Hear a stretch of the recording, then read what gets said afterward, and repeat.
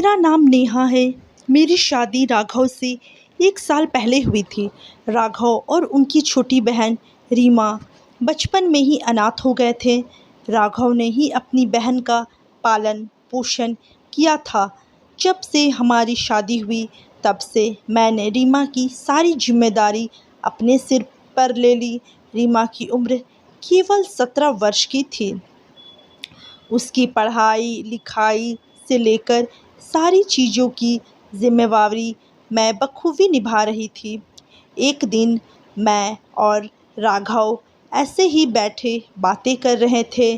तभी राघव ने मुझसे कहा कि रीमा की पढ़ाई लिखाई कैसी चल रही है। मैंने कहा कि बिल्कुल अच्छी चल रही है, और रीमा वैसे पढ़ाई में बहुत ही होशियार है। तभी राघव ने मेरा हाथ थामा और कहा कि देखो नेहा, आजकल का ज़माना बिल्कुल भी ठीक नहीं है, और वैसे भी हमारी रीमा तो बिल्कुल भोली भाली है, तो उस पर नज़र भी रखा करो और उसे समय समय पर समझाती भी रहा करो कि आजकल के माहौल में वह किसी पर भी किसी तरह का विश्वास ना करे, और अगर कोई भी उसे कोई भी चीज़ की दिक्कत लगे या उसे कुछ चीज़ का वहम हो तो वो हम लोगों से शेयर करे।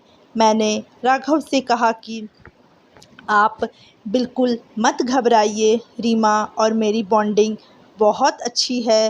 रीमा अपनी हर छोटी छोटी बात मुझसे शेयर करती है, और कभी भी उसे कोई दिक्कत होती है या कुछ भी चीज़ की खुशी होती है तो वह सबसे पहले मुझे आकर बताती है। और वैसे भी हमारी रीमा बहुत समझदार है। वह ऐसी वैसी कभी कोई हरकत नहीं करेगी जिससे हमारी गर्दन झुके। तभी राघव को संतुष्टि भरी मुस्कान आती है और वो कहते हैं कि हाँ, यह बात तो ठीक है। ऐसे ही दिन निकलते गए। अभी रीमा की छुट्टियां होने वाली थी, इसलिए लास्ट दिनों में उसके स्कूल में पेरेंट्स मीटिंग रखी गई। मैंने राघव से कहा कि आज रीमा के स्कूल में पेरेंट्स मीटिंग है, हमें चलना होगा। तभी राघव ने कहा कि तुम चली जाना, मुझे आज बहुत काम है, बिल्कुल भी समय नहीं है, क्योंकि अभी छुट्टियां शुरू होने वाली है, तो इसलिए हम लोगों को भी कुछ दिनों की छुट्टियां मिलती है ऑफ़िस में, इसलिए बहुत ज़्यादा काम का लोड रहता है, इसलिए तुम चली जाना। मैंने कहा ठीक है, मैं चली जाऊंगी। कुछ देर बाद मैं और रीमा उसके स्कूल में चले गए। स्कूल में पेरेंट्स मीटिंग के दौरान सभी ने रीमा की बहुत तारीफ़ की और कहा कि बहुत ही संस्कारी और समझदार लड़की है, और पढ़ाई में भी अव्वल है। मुझे बहुत खुशी हुई। मैंने तुरंत राघव को फ़ोन किया और सारी बात राघव को बता दी।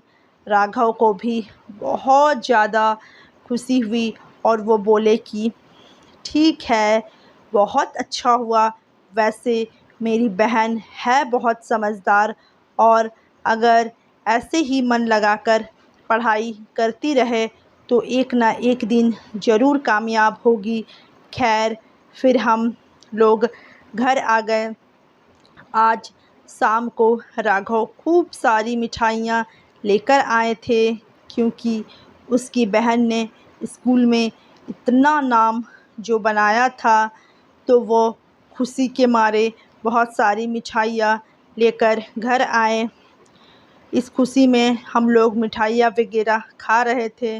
दूसरे दिन सुबह राघव भी ऑफ़िस चले गए और मैं काम में लग गई। तभी रीमा अपने कमरे से बाहर निकलती है तो वो एकदम से चक्कर खाकर गिर जाती है और बेहोश हो जाती है। मैंने उसे पानी वगैरह पिलाया, लेकिन उसे बिल्कुल भी होश नहीं आता है। मैंने जल्दी जल्दी राघव को फ़ोन किया, लेकिन वो शायद किसी मीटिंग में थे इसलिए फ़ोन नहीं उठा पाए। मैंने जल्दी से पड़ोस के अंकल के बेटे को बुलाया और उसके साथ रीमा को जल्दी से जल्दी हॉस्पिटल लेकर गई। डॉक्टर ने उसका चेकअप किया और कुछ देर बाद जब रिपोर्ट सुनाई तो रिपोर्ट देखने के बाद तो मेरी मानो पैरों तले से ज़मीन खिसक गई हो। मैं बिल्कुल घबरा गई और पसीने से लथपथ हो गई। डॉक्टर ने कहा कि आपकी ननद माँ बनने वाली है। अब तो मेरे समझ में से बिल्कुल बाहर था कि यह कैसे हो सकता है। रीमा तो बहुत ही सीधी और सीधी सादी लड़की थी, तो वो ऐसा काम कैसे कर सकती है। मुझे तो यकीन नहीं हो रहा था और हमेशा स्कूल से घर और घर से स्कूल ही आती थी। जो भी बात होती थी मुझसे बताती थी और ना ही रीमा को कभी इस तरह की हरकतें करते हुए देखा। तो फिर ऐसे कैसे हो गया, मुझे बिल्कुल भी समझ में नहीं आ रहा था कि आखिर यह सब क्या हो रहा है। मैंने रीमा को बुलाया और कहा कि अगर कोई भी बात है तो प्लीज़ हमें बता दो।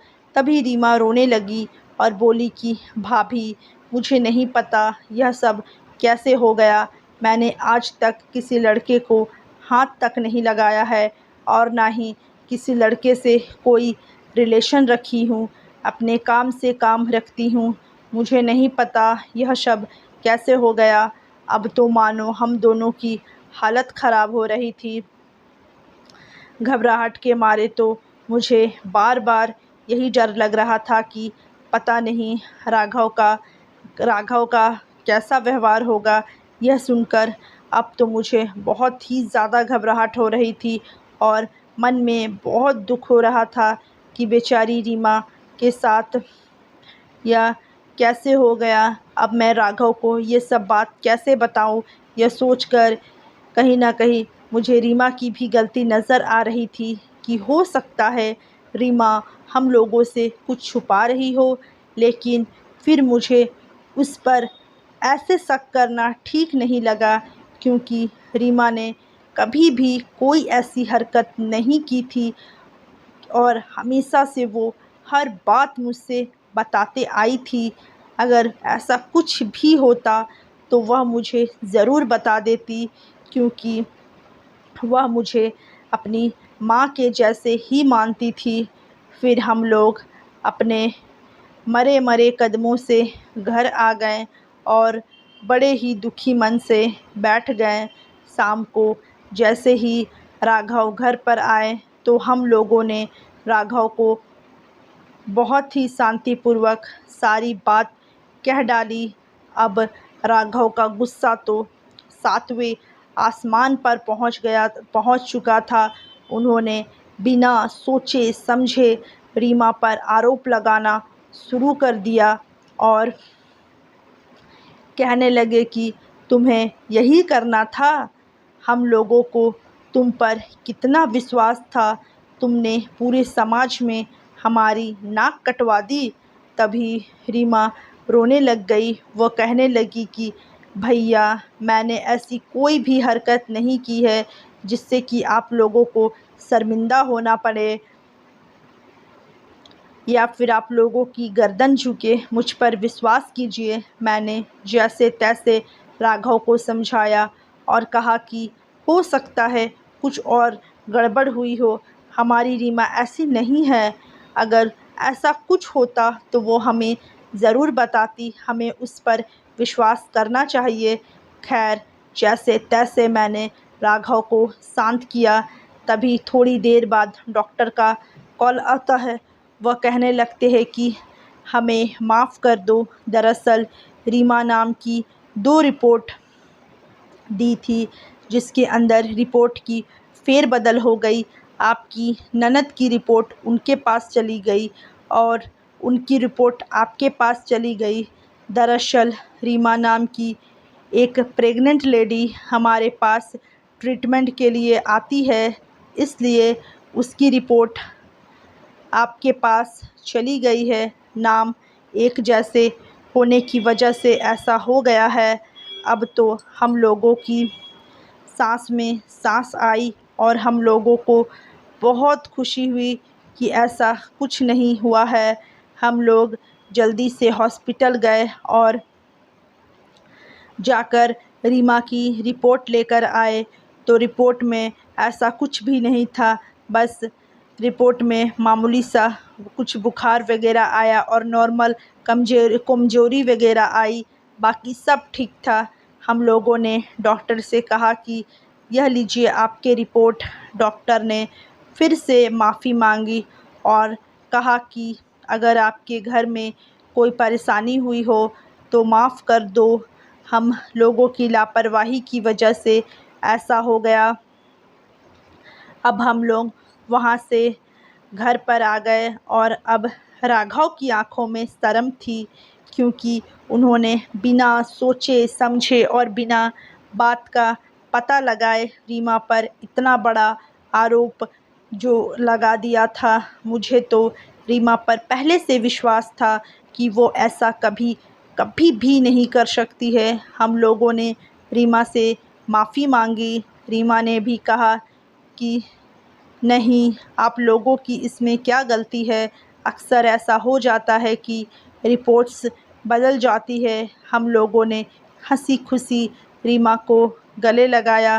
तभी राघव कहने लगे कि कहीं ना कहीं इसमें मेरी ही गलती है, मैं घर में सबसे बड़ा हूँ।